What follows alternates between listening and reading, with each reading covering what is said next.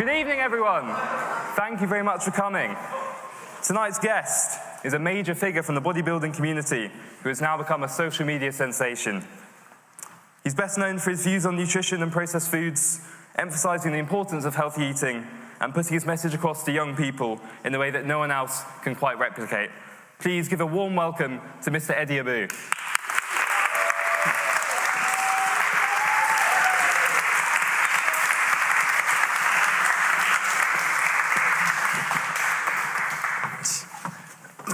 Right, Joe, just to run you through how tonight's going to work, Eddie's going to say a few words at the start here, then I'm going to ask him a few questions, then we're going to throw it open to all of you in the audience to ask whatever you'd like to go. So, thank you so much for coming. So I get asked all the time, why do I, visit educational institutions rather than, GB News asked me to be on a, ITV News, what do you call them, Piers Morgan. I said no. But I want to come here because I think you guys are the ones that need to know.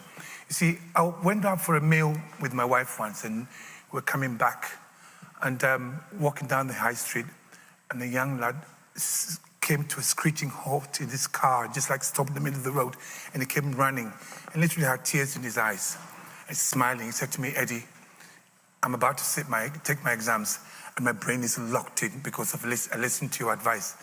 And that, plus all the feedback that I get from all the young people like yourselves who are listening to my advice and making lifestyle changes and feeling better. So I know some of you are here because you've woken the fuck up. So that's why that's what I want to say. I started doing this primarily to warn, especially the bodybuilders who are coming in, these youngsters who are coming in, and being told that you can still build muscle eating ultra-processed foods. They're finishing training eating squares, bars, and all these bagels and all that. Whereas when I was bodybuilding in the 80s, it was all about eating single-ingredient foods. It was frowned upon to eat even something like pasta. Everything had to be single ingredient that you combine together. And I set out to educate the youngsters because I was, as a gym owner and as a former psychiatric nurse, I saw these guys coming in with mental health problems, skin conditions, and all the depression, all the anxiety. And I know that's got everything to do with what they're putting in themselves. Because if you don't realize that your gut is in charge, then you're in trouble. And I hope that what you guys take from me is that when you finish this course, when you're in uni, you can't really eat properly. They don't. It's difficult. But at least you know that you can eat properly and feel better. What you put in here, 75% of your immune system is your gut. So what you put in here, everything about you is dependent on what you put in here. So be aware of that. And if you say, oh, it is crazy, okay, just try what I'm saying for 2 weeks. Just try what I put on my page. Just try eating like that for 2 weeks and see if it doesn't change your life. So in saying that, I'm just happy to be here. And thank you for inviting me. Thank you so much. Thank you so much.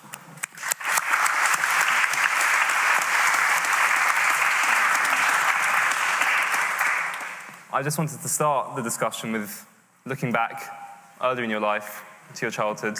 You were born in Ghana. You moved quite young to go to school in Kenya. I wondered how those experiences of having quite a mobile childhood influenced you and the career trajectory you later went on.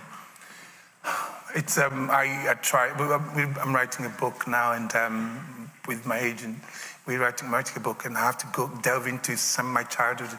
It's sometimes a bit sort of raw. I was born out of. In fact, the Ghanaian president now, his dad, or his actually, what's his dad? Yeah, I think anybody knows about the Ghanaian politics, the Big Six, the guys that got the Ghana their independence. I was actually named after one of them. His name is Edward Donko. He was my dad's uncle. So as a child, my dad was a wealthy man, very educated man, and then he passed away when I was 5 years old, and we became destitute.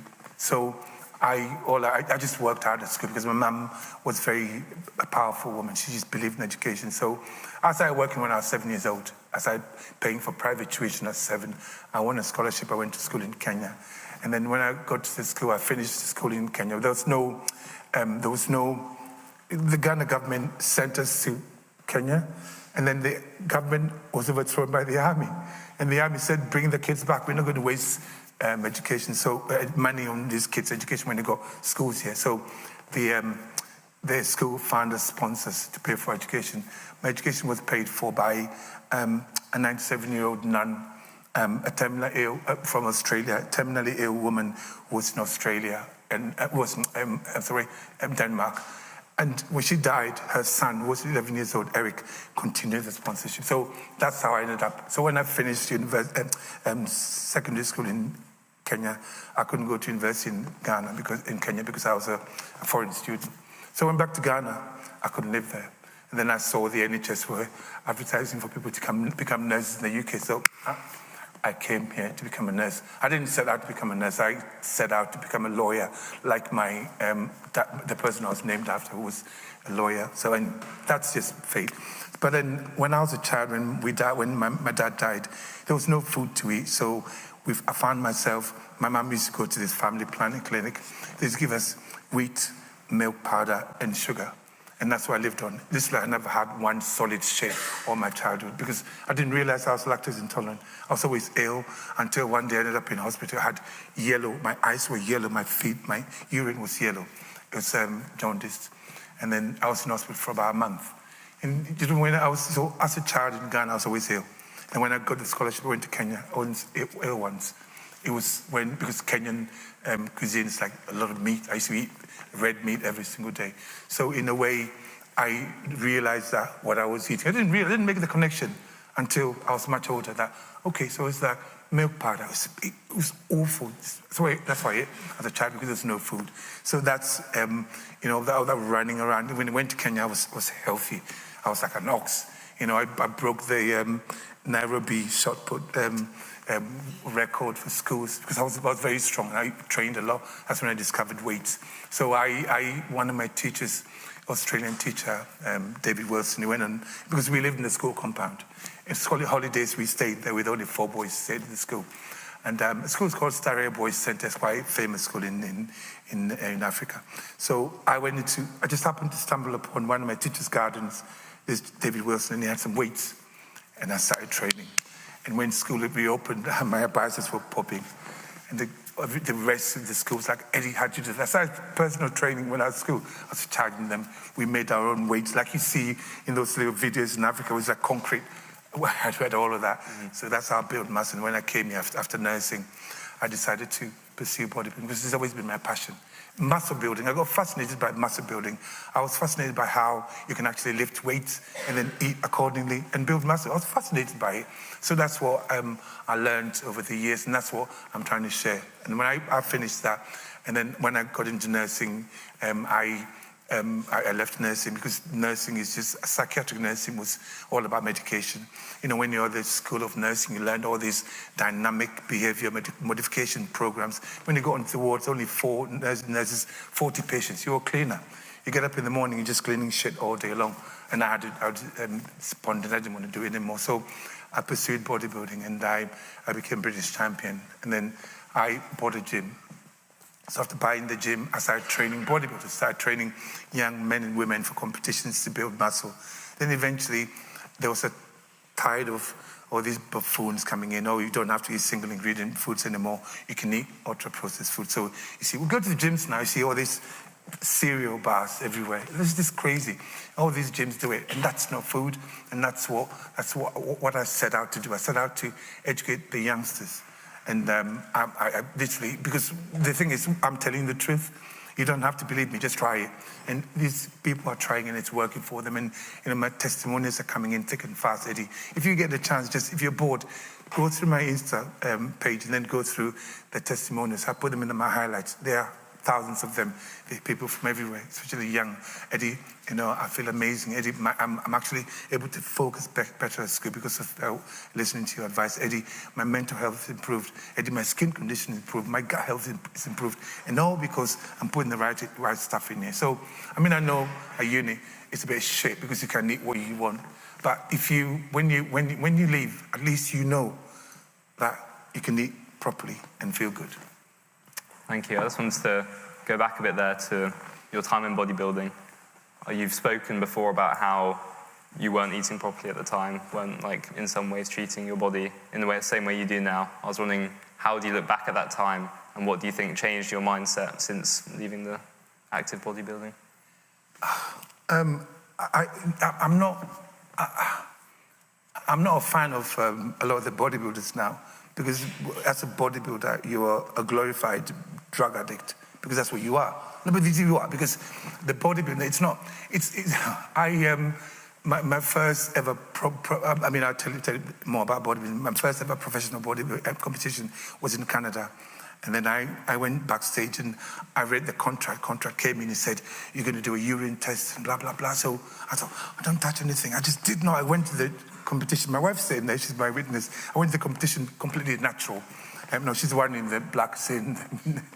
I went to the competition completely natural. And then backstage, I said to one of the guys, dude, when is the urine test? I thought there's going to be a drug test. He said, Eddie, if they test your urine and there's no drug in it, they will disqualify you. Because that's how pathetic bodybuilding is. It's all about drugs. And unfortunately, it got worse because social media has made it worse. So what I did as a bodybuilder is that, when you start, as soon as you start the drugs, you start building the muscle. The process is insidious. You don't realize, before you know it, you become something else. That's why I pulled away from it, because now I see the youngsters and I see social media, and you can see exactly what happened to me. Bodybuilding, it made me who I am now, so I can't completely trash it. But the bottom line is, there's a lot of drugs involved in it, and bodybuilding is addictive, and the steroids are addictive. So when I came off, actually stopped everything completely in 2017. It was like a switch had been turned on in my head. I had to go counseling. I had to go and talk to just wanted to find out, and eventually realize that you've been living in some kind of a trance, and it's not very nice for the people around you. It's not very nice for, especially your family. And when you get the realization that the drugs took you somewhere, but then I see it now. That's why I talk against bodybuilding. What I'm trying to say is this: if any of you here is trying to think about building muscle, you trying to take steroids, I know you're not, but because you guys are a bit smarter. But if you're thinking about that, you can't build muscle naturally if you learn to use both fatty acids and carbohydrates. That's the message I'm trying to spread. You can't build muscle. When you do it like that, you will not need to take one. Don't worry about all this creatine, all this ultra-processed nonsense in the shops. You can eat properly if you teach your body how to use the right energy sources, which are fats and carbohydrates. What do you think it is about the culture of bodybuilding and maybe the fitness industry sometimes more generally that makes people feel they have to use steroids, that pushes people into... It's an image thing, isn't it? It's an image, and I think most of us who get into it are always running away from something.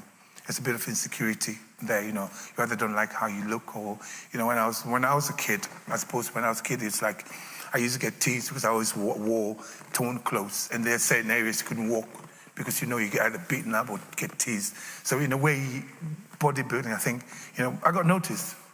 I got noticed. You get noticed. I've been to so many different countries. I've been to places where the mayors come out and giving you whatever. So it was a bit glamorous in a way. So that's what people chase. Oh, look at my body. But it's all very vain. It's the image. It's the image. Everybody's trying to chase an image.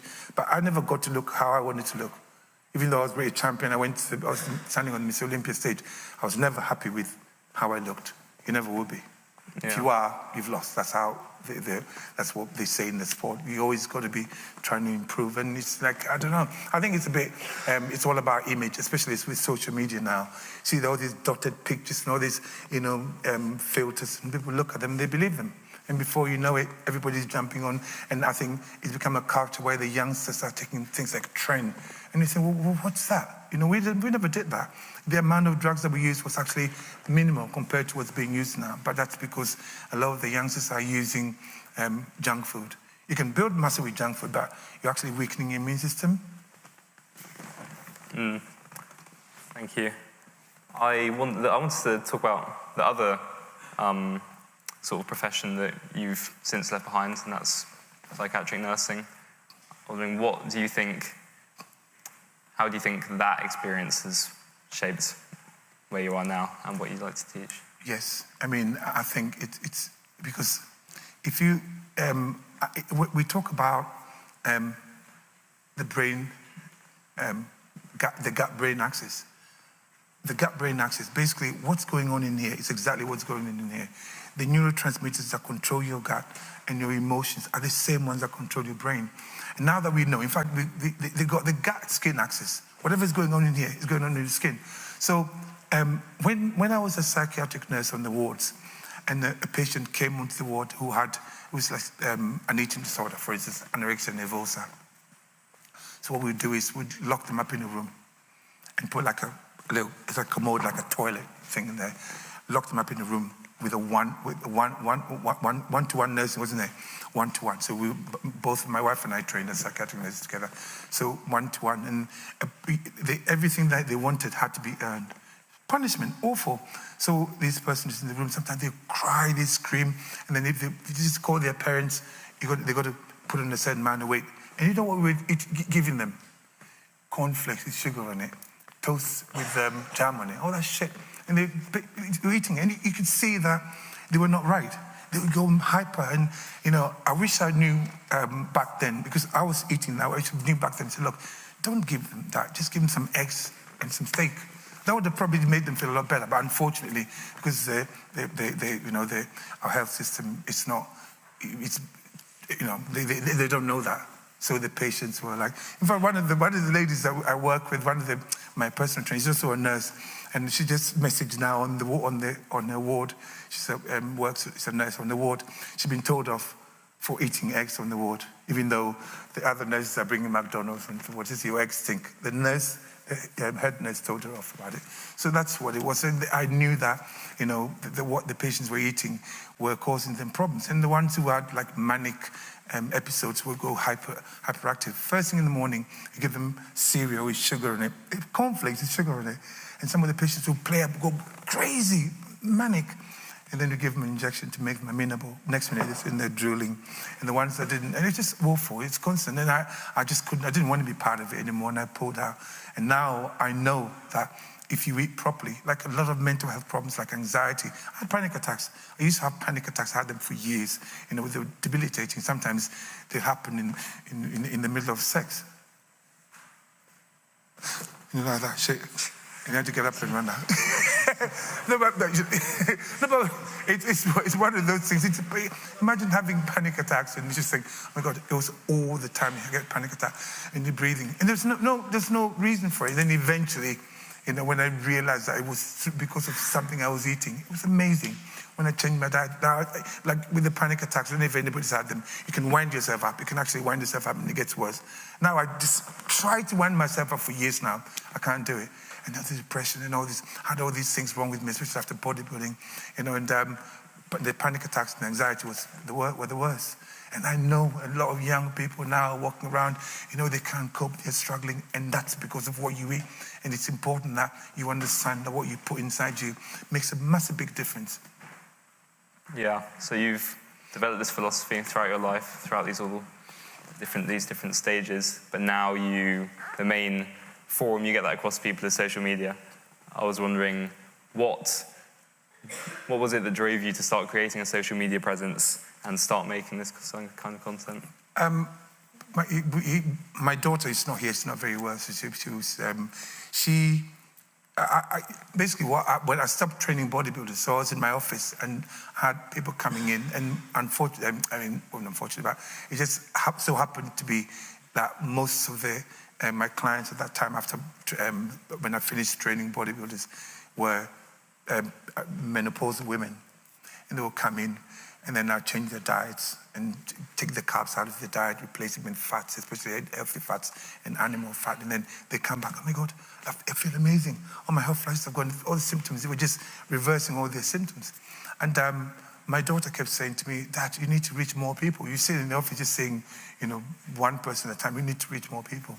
And then she made a video to do with plate rings that went viral, 27 million views. And I thought, okay, we can do this on TikTok. So we started making the videos. So we made a few videos, and then slowly a couple of them started picking up. And then when we got to about 50,000 followers on TikTok, and then I think then I had about 8,000 followers on Instagram. And then my team, these two lads sitting over there, they approached me. And they approached me, they're like, Ed, do you want to, we think you should monetize your audience. So we set out to monitor. They just, when they chat like, I don't really listen. I'm too old for that kind of tech. They told me, we're gonna just shut up. Just tell me what to do. So that's what happened. Eventually, they started editing the videos, the ones that you see, for animated, and they took off because I'm telling the truth. When it comes to food, I'm telling you the truth. I'll go as far as to say, when it comes to food, you should listen to every single thing they're telling you mainstream and do the opposite. When they tell you, don't eat red meat, it's going to clog up your arteries. That's bullshit. They tell you eggs have got cholesterol. That's bullshit. Your body needs cholesterol. Cholesterol is a very precious substance to your body. There's no amount of cholesterol that you can... If you don't eat enough cholesterol, your liver makes more. Your liver makes about 3 times the amount of cholesterol that you can ever eat. So cholesterol is a precious substance. So when they say, oh no, high cholesterol is bad for you, so it's like that story of you're driving or sitting on the motorway driving, and then all of a sudden there's a stop, and you can see there's blue lights and the police and the ambulance, they're all there, and then the fire people are there, and then you're stuck in the traffic for about 2 hours. So when you get home, the next time you see the blue lights again, you start blaming them for your delay. It's not the blue, they're there to help. Cholesterol, your body sends cholesterol to an area when there's trouble. Cholesterol, like when you talk about all your hormones, all the testosterone, the iron in there, it's all cholesterol. It's all cholesterol. Cholesterol is a precious substance, so they're lying to you. Your body doesn't have any mechanism to convert the cholesterol that you eat into clogging up your arteries. It doesn't mean, look, a cow eats grass all day, a cow carries fat. Because, you know what I mean, a cow's got a digestive system that converts that into fat. So it's not, cholesterol is never the enemy, it's inflammation that causes that kind of high cholesterol. So if you listen to what they're telling you mainstream about food, you'll be in trouble because they're lying to us. All this, when I was younger, they say, well, you should have 60% of your plate should be carbohydrates, and then about 5% fat. It's the other way around. 5% should be fat. 5% should be, carbohydrates. The rest should be fats and protein. If you eat like that, did you try what I was suggesting? Have you tried it? I try my best to reduce the processed foods, but my breakfast... What about you? I tried it. You tried it. How did you feel? I felt great. After 75 days, it felt great. Good. Absolutely great, yeah. But it's not just physically, is it? No, it's like mentally it's massive, like absolutely. Yeah. I can't lie. I feel like I did when I was in my 20s, and I'm going to be 60 next month. I feel like I did when I was in my 20s, and I'm not going to let it go. And I'm going to tell every person who wants to listen to me. I will tell everybody, especially young ones, because you see, you may say, "Oh, this guy," but you go home and then tell somebody about it. If you ever think, you know what, I feel down, I feel a bit depressed, just think, hang on, what's Eddie saying? Change your diet. Take all the carbs out, replace them with fats, especially animal fat. When you get meat, eat get ribeye and eat the fatty bit. And then eat things like avocado, olives, nuts, even cheese, bacon. Eat all of that. Take all the carbs out and see how good you feel. There's no debate about it. Just try it first. You'll feel amazing.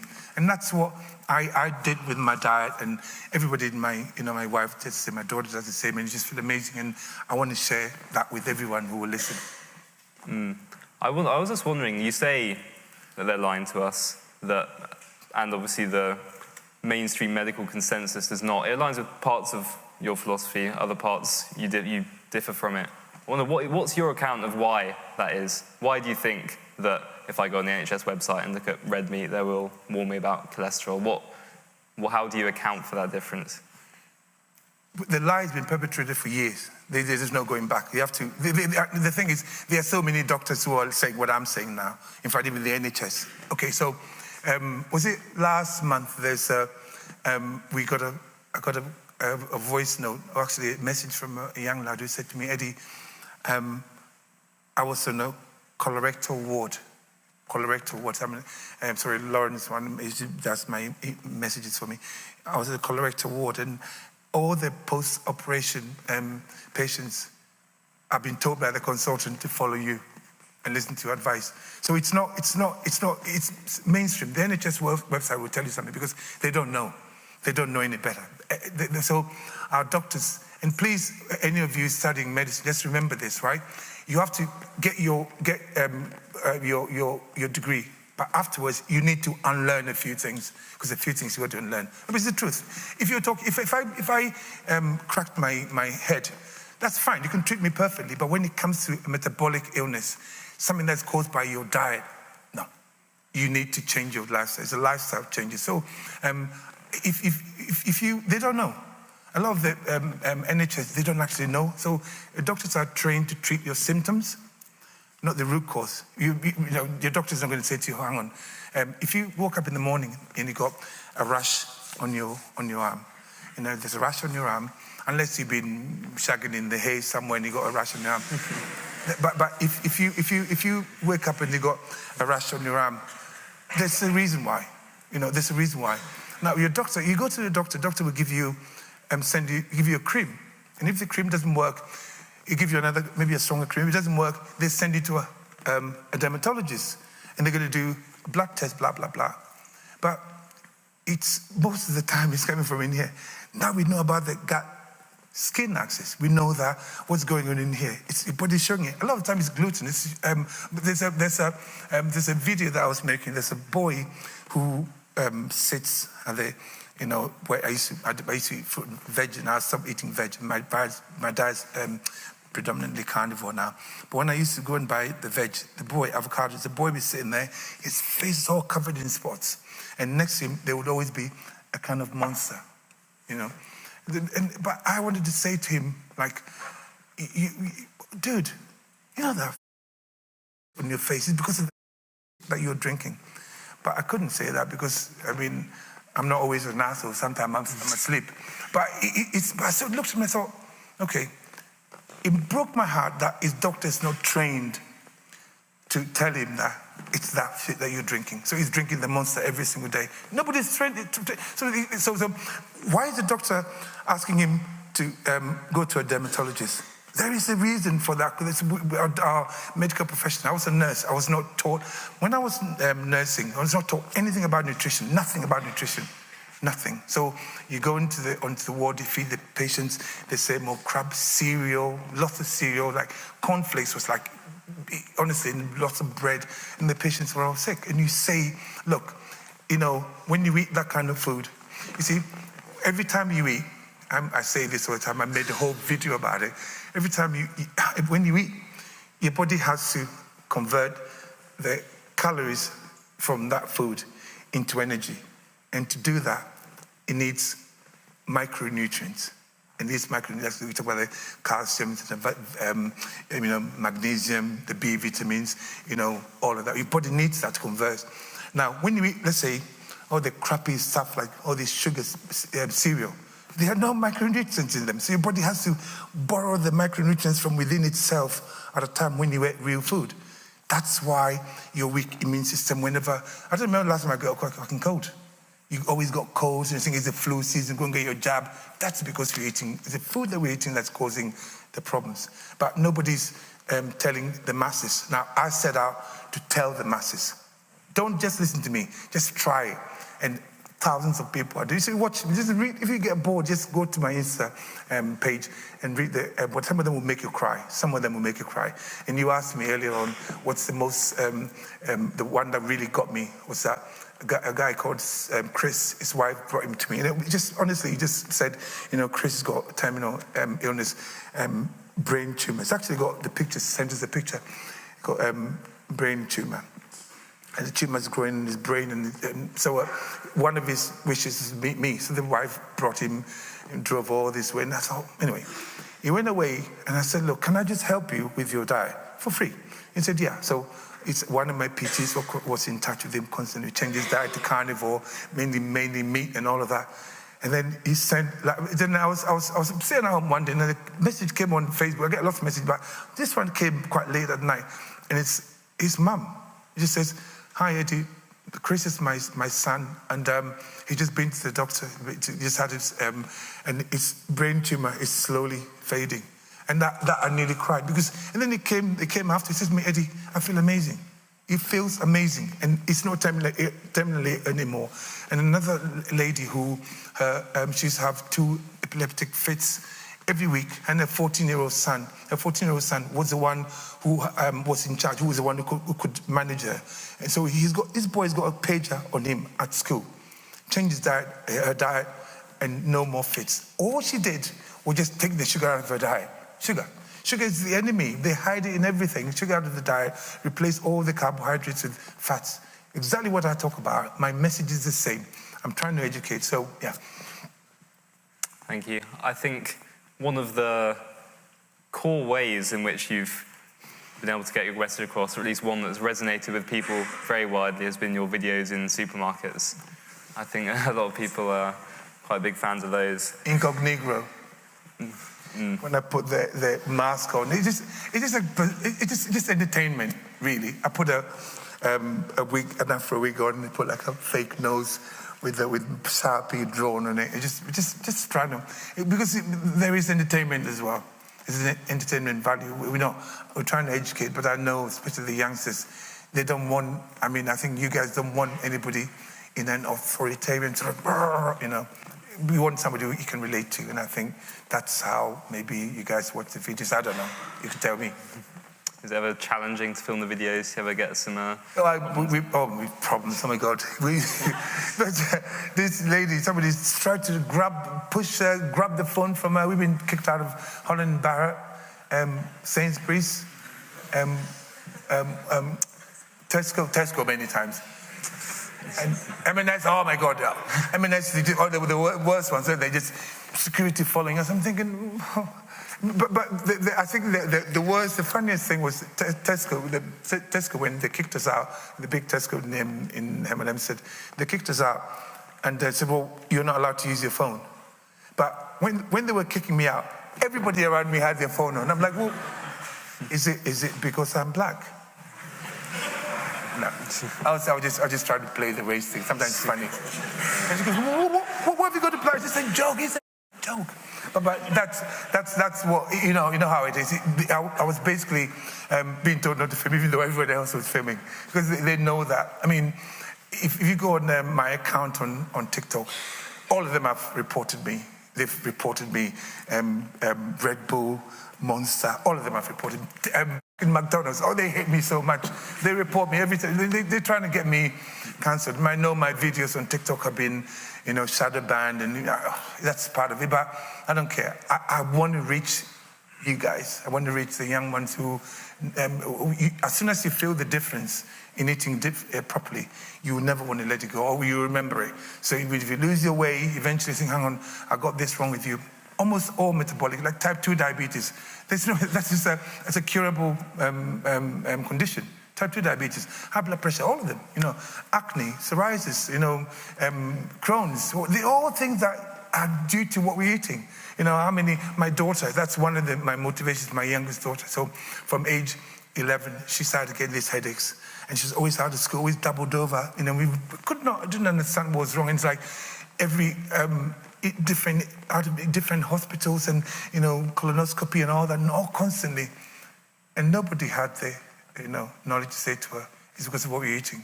It just happened that one day she's about to go to she's been out, and then she sat, and then she came back, she had a shower, and then she was like this, scratching her hands and then scratching her feet. I'm like, stop. So I said, do you get that all the time? I said, yeah. She said, yeah. I'm like, yeah. That's your fucking liver.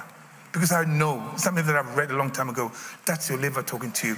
We change your diet. Now, because when I say that, it just seems like wild claims, and a lot of the doctors say it's anecdotal. Yeah, it may be, but if you've got 2,000 people saying that I'm feeling better by eating this way, it may be anecdotal, but is it possible that you guys have been given the wrong education? I mean, when you look at especially a lot of these studies and all the researches, if you look at it, every research, there's something that contradicts it. And then you look at it and you look at the person actually paying for the research. It's got an agenda. It's bullshit. Everything about food, you got to question. Because most of what we got in our shops is not food. Because they are produced to last for as long as possible, and during transportation, and they're trying to appeal to your taste buds. So most of our taste buds are fucked. I eat sort of just red meat and salt. And sometimes it tastes so nice. And they said, well, hang on, where's your seasoning? I'm like, well, I've retrained my taste buds. That they don't even salt, it tastes amazing, you can taste things better. Because at the moment, right now, most of us have got, our taste buds have been manipulated for years by all these products. Anything that you see, with big marketing terms, like high fiber, low fat, all that's all bullshit, low calories. So that you can see, when you look at it, it's not food. Look at the ingredients. What my saying is convincing the world to count calories instead of ingredients. It's the biggest scam ever. Because you're busy counting calories and they're busy hiding ingredients in your food. And then you think, oh, hang on, why have I got this and that in the future? Because you're eating the shit. Learn to eat single ingredient foods only. We used to cook, Process your own food. Don't trust a corporation. Make sure that your food is either cooked by yourself or by a human being, not a corporation, because they don't give a shit.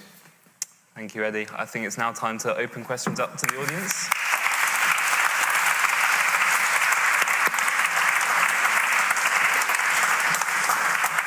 Yeah, so we're going to open questions up to everyone now. So if you just stick your hand up, wait until we get a microphone over to you, and just ask your question. We will go over there in the blue shirt, in the third row. Yeah. Hi, Eddie. Thank you for your talk. I just wanted to ask about, so in terms of methods for weight loss, with obesity being a big problem in the UK, especially childhood obesity, what are your opinions on Ozempic as a method for weight loss and other weight loss medications? I find it very, very sad because it's the same. So you have to understand the basic sort of reasons why people actually gain body fat. Every time you eat, the food gets broken down to glucose. Everything that you get broken down to glucose in the end. And then as soon as the glucose enters your blood, hypothalamus senses it, and then it triggers the vagus nerve, and that in turn triggers the pancreas to release insulin. Now, insulin's job is to store the glucose in your cell, store the energy, add oxygen, and then there's an explosion, mitochondria, that's how. Now, the way the body is designed, the body is a very cleverly designed machine. If you think about it, every time you're eating, because of, you never heard about feast and famine. We're not supposed to be eating all the time. When you're eating, your body's making a decision, right? Do I release this energy for this person to use immediately, or do I store it as body fat for when times are hard? That's it. The body's making the two decisions. It doesn't matter how many calories you've got. It doesn't matter what. That doesn't care about your laws of thermodynamics. It's your body's controlled by hormones. So as soon as you eat, straight away, body breaks down the food. Right? What do I do with this energy? Now, if your body makes a decision to store the energy for a rainy day, it won't release it for you. That's why you get tired. In that case, insulin is released. There's too much insulin in your blood. And insulin is a storage hormone. It also prevents fat burning. So when we know all of this, but instead of them addressing the reasons why we're getting fat, they're making fucking Ozempic. That's crazy. There is a reason why people are getting fat, because we've been given the wrong information about food. That's basic, whatever. That's why I'm anti any of these medications. Who benefits the most out of these medications? Big Pharma. They benefit the most. You guys open, when I say wake the fuck up, I literally mean it. Wake the fuck up and follow the fucking money. The money, there's the fucking money. Big Pharma benefits. Who do you think is making money out of this Ozempic thing? Everybody's saying, celebrities are taking it. I know a celebrity who came to me to help me. She said, she was given 35 grand a month by Ozempic to promote it. That's how much they're promoting it, because they want everybody to be addicted to it. They make money. It's all about money. So think about it. If they said to the person who is obese, you know what? The reason why you're obese is because you're eating the wrong food. And I'll say over and over again, you don't get fat by necessarily eating too much. You get fat by eating the wrong food. You're eating foods that make your body ask you for some more. So as soon as your body, we're talking about how your body stores fat with the hypothalamus and that. As soon as your hypothalamus makes the decision that it's going to store this energy as body fat, it will not spend. That's why you get tired. It will not spend, but it will ask you for more. So does it make sense? You're carrying excess body fat. If you're carrying, let's say, 30 pounds of body fat, which is the average lean person will carry about 30 pounds of body fat. That's 100,000 calories. It's locked up, but you don't have access to it. You're hungry. That doesn't make logical sense. It doesn't. The body's cleverer than that. Come on.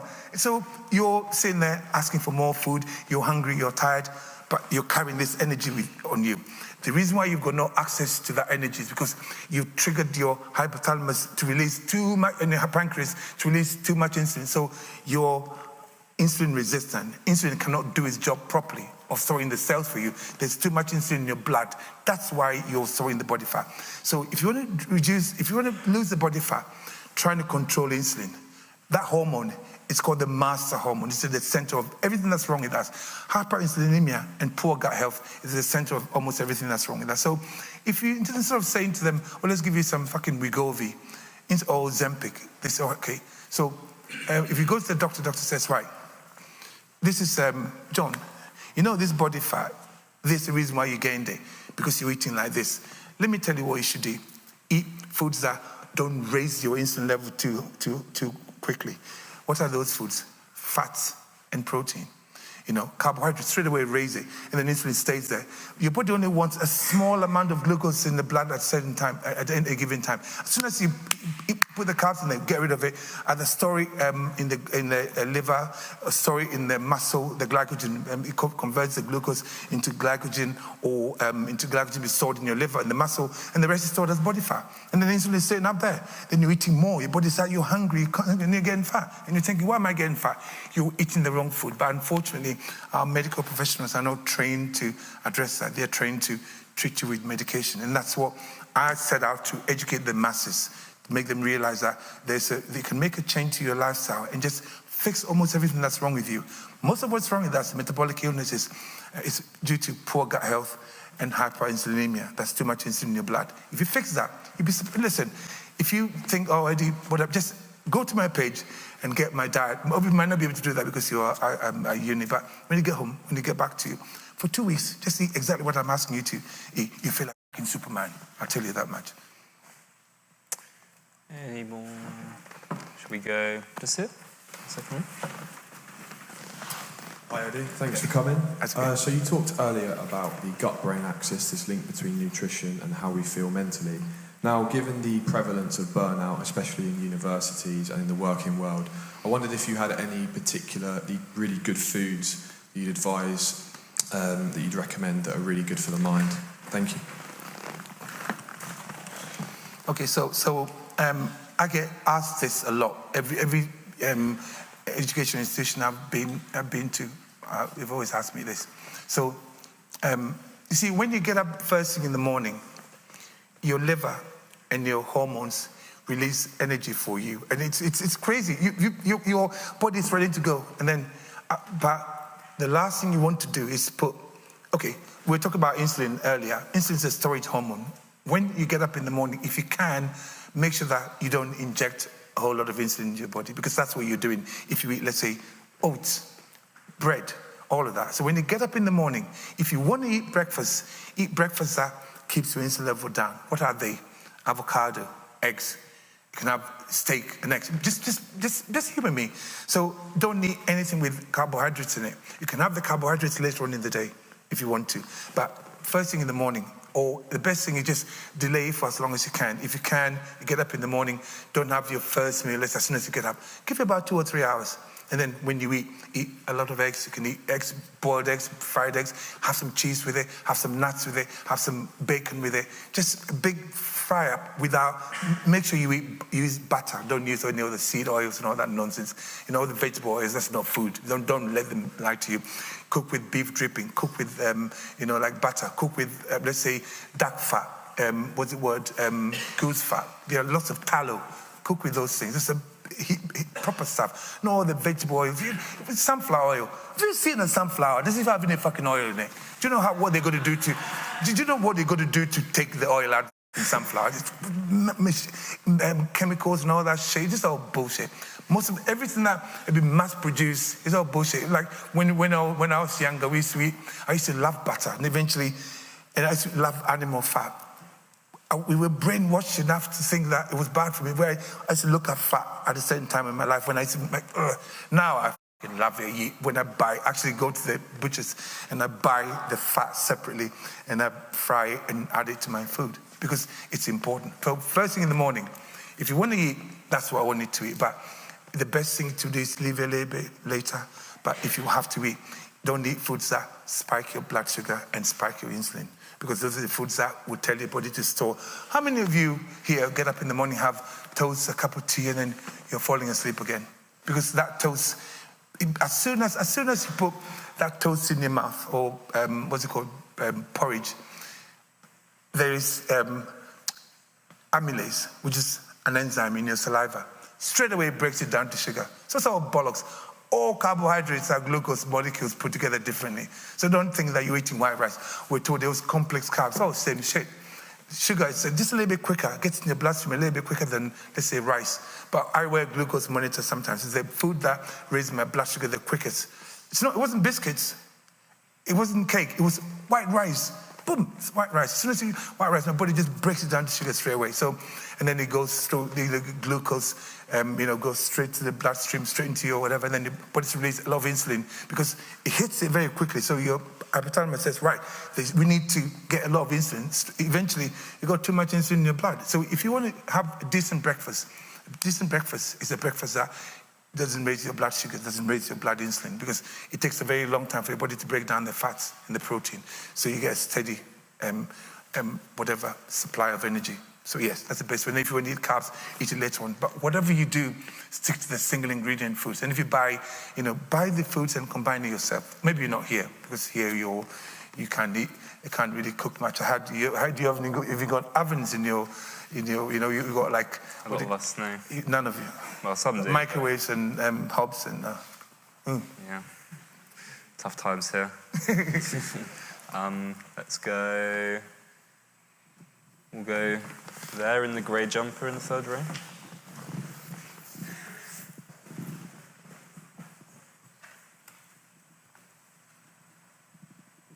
Thanks. First, I'd just like to acknowledge there's like a lot of positive impact that you make on people's lives. I know someone really well, actually, who can't be here today, but I know that he's a massive fan of yours. So I'd just like to thank you for that. But I think what I'd like to ask you is, for the cynics in the room, like myself, is I'm sure you can acknowledge that I can go online and I can find thousands of people selling hundreds of thousands of different diets and supplements and medicines. Buffoons. Each of which will have as much anecdotal evidence as you do. And I'd just really like to know, is there any proper tangible evidence that you can present to us to show why you are different to everyone else? Thanks. That's always the question, isn't it? It's I've been asked many times to debate, and I always say, well, before I debate you, why don't you try eating what I'm asking you to eat for 4 weeks? Otherwise, I will not debate. Because if you look at it, look, this is a glass, yeah? If you spend all your life being told this is a fucking chair, right? And then you walk in the room and you've got a degree to tell you that's a fucking chair, okay? And then you got some elderly African man comes and says, dude, that's a fucking glass. You're not going to listen to him, are you? So it's very difficult. It's so difficult to convince people. You don't have to listen to me. I'm telling you that I studied nutrition when I was bodybuilding, and everything I learned, I had to unlearn. And it's so difficult to sit and say, oh no, you should try, you should, it's not, you may say it's an anecdote, but I want you to try it first, because nobody can actually prove, the people who follow me, the reason why I've got nearly 6 million followers, like a year ago, right, had 57,000 followers on Instagram. That's a year ago, in July, on your birthday. Now we got nearly 4 million. Why is that? Because thousands of people are following me, and it's working for them. Now, those buffoons that you're talking about, do they have those followings? They don't. They don't. Like who? Who? No, but name them, because I want to know. I want to know. Just name them, because I know all of them. Listen, some of them I trained. I trained using the bullshit methods, and I'm saying that you should just tell me who. And all of them now, I'm sitting there watching them. Every so often, one of my team will send me a video. Look at this guy. Oh no, you got to eat eggs. I'm like, told you that, you dickheads. It's the truth, though. It's the truth, because it's part of learning is unlearning. I had to unlearn. I had to unlearn a lot of stuff by experimenting with myself. Listen, when I finished bodybuilding, I had panic attacks, I had peripheral neuropathy, I was insulin resistant, I had so many things wrong with me. I fixed them just by changing my diet. And I'm saying that it's very difficult, as somebody who's a skeptic or cynic, whatever you want to call yourself. But it's okay. Try it first. Because it's almost like a new thing for a lot of people.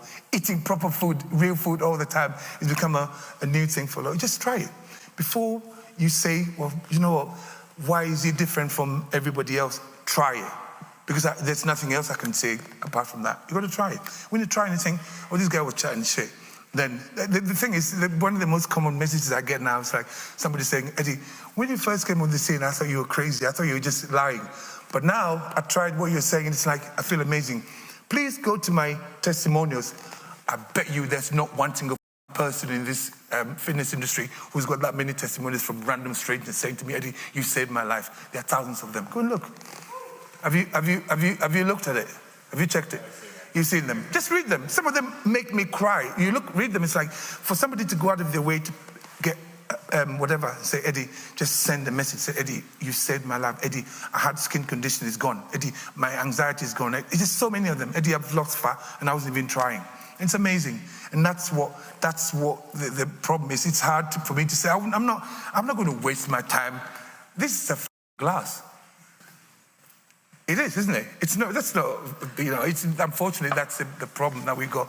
We've been given the wrong education, and you go to gyms and they're selling all these protein powders. I refuse to sell protein powders in my gym. I refuse to sell supplements, which I sell eggs in my gym. Because I sell eggs in my gym. I've got eggs that I sell in my gym, and I refuse to sell it because obviously I could make a lot of money. Do you know how many companies have approached me? Oh, Eddie, can you promote this? Oh, I'm talking about single ingredient foods, and you've got this product. Oh, it's actually a good product. You look at it, it's got carrageenan. What the fuck is carrageenan? All this stuff in it. And I'm thinking, I'm not promoting it for you. I want to help people make proper lifestyle changes. I want people to realize that most of what's wrong with us is because of what we eat. We should know that.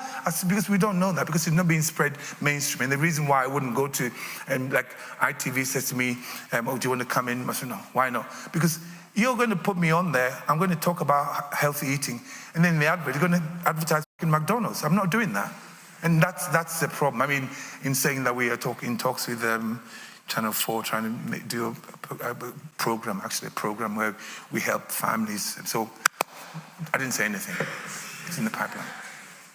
Let's go over here somewhere for a question. Should we go back there in the fifth row, I think? Hi, Eddie. Thank you for coming today. I recently saw that you eat once a day. How do you navigate that? And also, do you ever miss jollof rice? And do you plan to eat it again?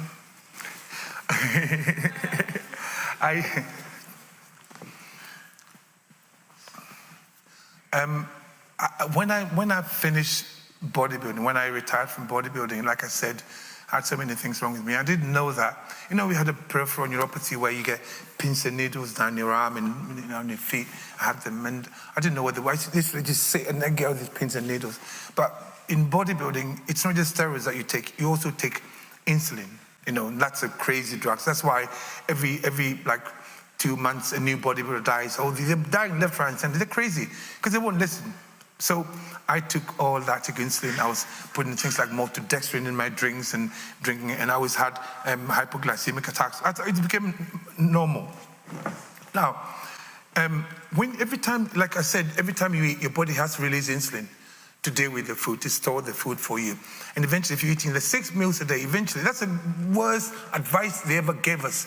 6 meals a day. That's just terrible, because every time you eat, even if it's just protein and fats, your body has to release insulin.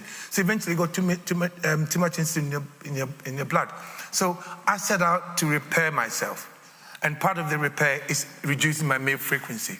I went from 6 meals a day to 4 meals a day to 3 meals a day to 2 meals a day. But I'm still functioning because I'm fat adapted. Now, what you'd ask, what is fat adaptation?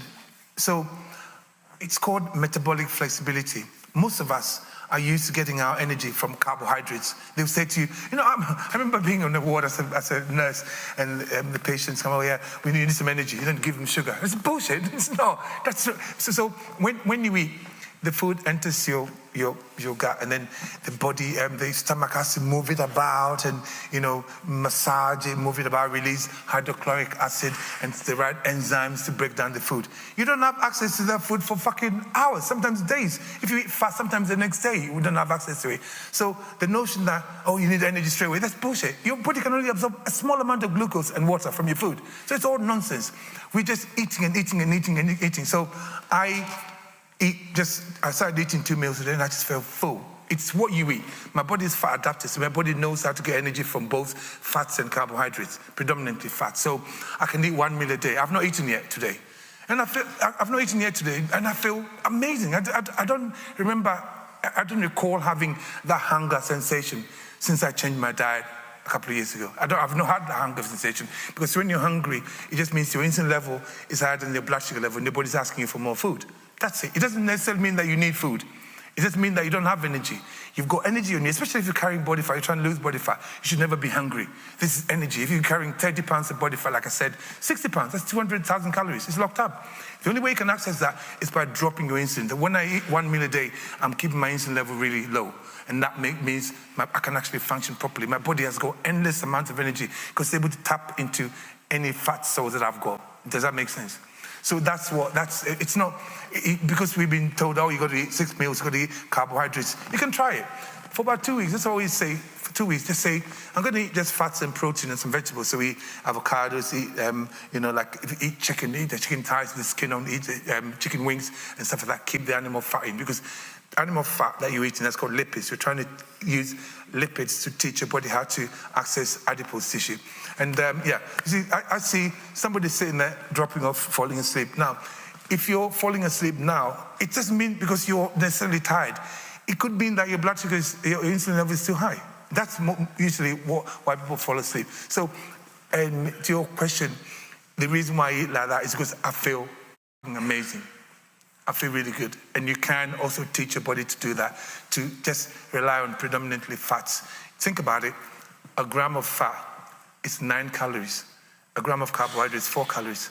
But we say that, but we also ignore the hormonal response of the carbohydrates. When you eat the carbohydrates, straight away your body releases a lot of insulin. And insulin it blocks everything. It's a master hormone. Please learn about the effects on insulin on our bodies. Learn about it. If you're studying medicine, just focus on what you learn.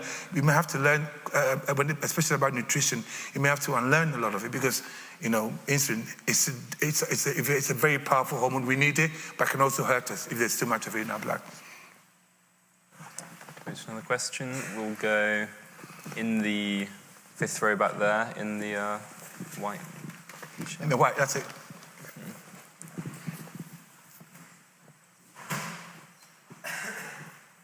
Thank you, Eddie. I've been to Sainsbury's before this to get some dinner. I was wondering if you could review my dinner. Let's have a look. The whole thing. All right, I'll just do a review. I got some poppadoms. Got garlic, coriander naan. So, look at what's the ingredients in it? Please read it to me. What do I say? You see, it's in very small. It's a very small print, isn't it? Is it in very small print? Yeah. Yeah, that's why they don't want you to read it. Look at the front of it. What does it say at the front? Garlic and coriander mini naans. Yeah, there's a big, isn't it? And then look, they hide the ingredients in small print. That's the playbook. But what about the poppadoms? That's just a lot of bullshit. My wife is Indian heritage, and I say that with confidence, man. Poppadoms, it's just sugar, basically. It's got lentil flour, rapeseed oil, salt, raising agents, calcium, hydroxide, sodium, carbonates, and diphosphates. But glyphosate, it does not make you laugh. Did you think that's what was in there? Yeah, but banana's got loads of stuff you don't know. Pardon? So read the ingredients of banana and it's got loads of stuff you didn't know. And always, but if you make your own poppadoms, you wouldn't have all that in it. Fairs. If you want to, is it true? It's true, isn't it? If you want to eat poppadoms, make it yourself. You wouldn't have all that in it. A banana. Pardon? A banana's got a lot of ingredients. nature put that banana together. Shut up. That was put together by some dickhead in a lab. Don't you dare compare that. That's a nutritional component of banana compared to. Come on, does that make sense to you? You know, can you? I don't know how to make a poppadom. There are recipes. My wife will teach you. She's got. She knows how to make poppadoms. She'll teach you. No, but you know what I mean? That was made by a corporation just to take your money, but it's got the ingredients put together. We don't know whether the ingredients should be put together or not. That's not food. I don't look at that as food. If you want chicken as well. Chicken, yeah, okay. What is it cooked? Breast chicken. Chicken breast, yeah. Look at what is it raw? Yeah. Okay, it should be chicken. I mean, I spend a lot of time in the States. If you buy chicken like that in the States, they've cured it. They've added additives, they've added things to it. Crazy. But yeah, please don't confuse the nutritional component of banana to some poppadom that somebody's put together. Do you know what I mean? They're not the same. Oh. Wonderful. We'll go just down here. Just gonna ask, what's your favorite day in the gym? Is it shoulders, legs, back? Back. Why? When I started bodybuilding initially, I struggled to connect with my back. The mind-muscle connection was non-existent at the time, and it took me a while to actually connect with my back. So I connected with it in the 90s, and I didn't stop. I love training back because I really feel it. And I don't train legs like I'm supposed to train legs today, but I had the feeling I was getting made to walk. I walked nearly 10,000 steps today. They took me. These guys are walking, and they just trying to make me. They made it a point of telling me that I'm not 6 foot, even though I'm 6 foot. And we did a lot of walking. So when it comes with training, I love training because I think we should all build some muscle. Most important, I like training my legs. I did the walk, so I was supposed to train legs today. I didn't do it because I knew I was going to be walking. But I like training legs as well. I think when you get to a certain age, it's important to have leg strength because that's when we start. This is the age that we get sarcopenia, lose muscle strength and muscle mass, and then hip problems and knee problems, especially at this age. So having leg strength, muscle is important. So I like training legs. I like challenging myself. Not as much as I used when I was competing, but now, yeah. So I would say back and legs. We will go, let's go there. In the,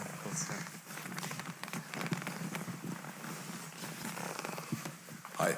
As a high-level athlete, I'm told by quite a few nutritionists to, before competitions, have quick-release sugars to get insulin levels high. Say that again? What did you say? Have quick-release sugars. No, at the beginning. What did you say? You're an athlete? Yeah, I'm a high-level athlete.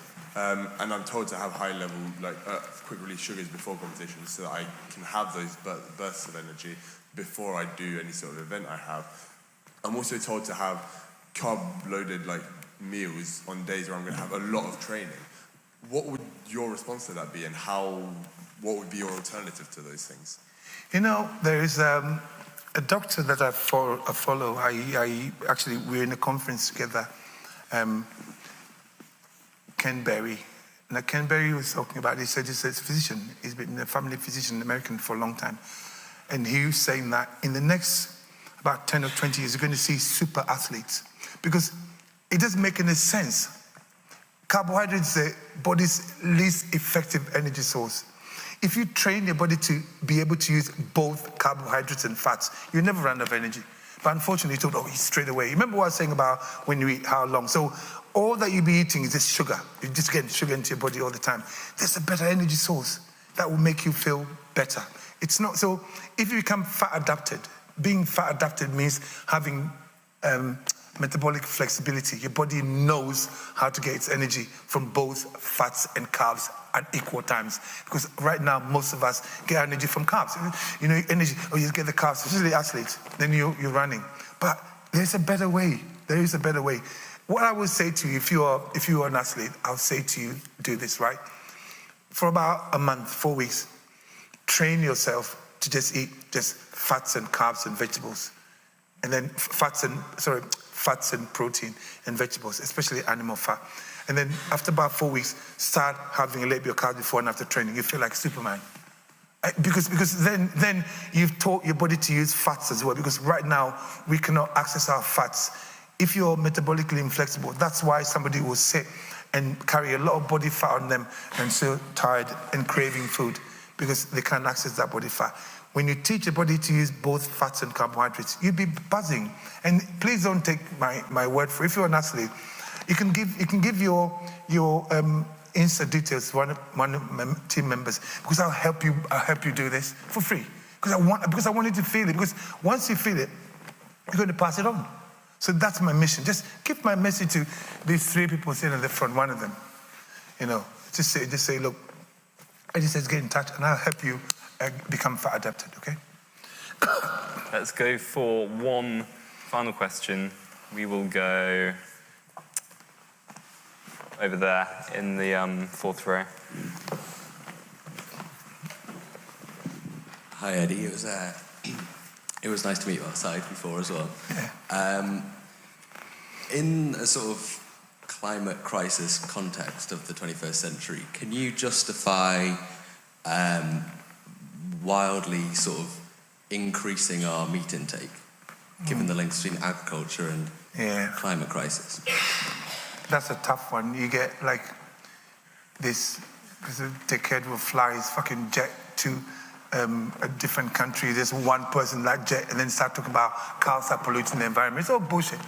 You sit in your jet, you're flying your planes. There's a lot more things that pollute the environment more than destroy the environment more than just meat. If we think about it though, the people who are pushing all this agenda, meat's bad for you, meat's bad for you. The cows release meat and all that bollocks. I agree, I understand that, but I don't think it's as bad as the rest of the industry, cars and all these planes, and we're all flying everywhere. Like I said, somebody's going to a conference to talk about climate change, and he's flying in his plane by himself, one person. How much fuel energy is that person using? So when it comes to that, it's very difficult to discuss it because everybody's going, oh no my God, let's get rid of meat. But to get rid of the planes first. Back in the day we used to use ships. If you go to a conference, go on a ship. You don't pollute the environment that much with that. But unfortunately, everybody's got their own narrative and they're trying to just make, let's just blame the cows. No, I'm not. I'm sorry, but as far as I'm concerned, there is, I don't think cows' meat sort of, affects the environment as much as all the other shit that we do. That is unfortunately all we've got time for in terms of questions. I'll have a couple more things to say in a second, but first let's all give a very warm thank you to Eddie. Thank you.